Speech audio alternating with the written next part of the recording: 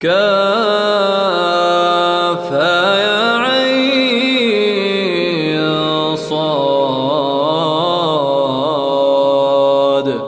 ذكر رحمة ربك عبده زكريا إذ نادى ربه نداء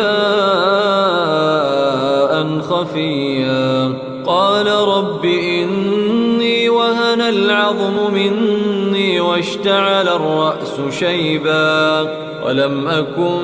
بدعائك رب شقيا وإني خفت الموالي من ورائي وكانت امرأتي عاقرا فهب لي من لدنك وليا يرثني ويرث من آل يعقوب واجعله رب رضيا.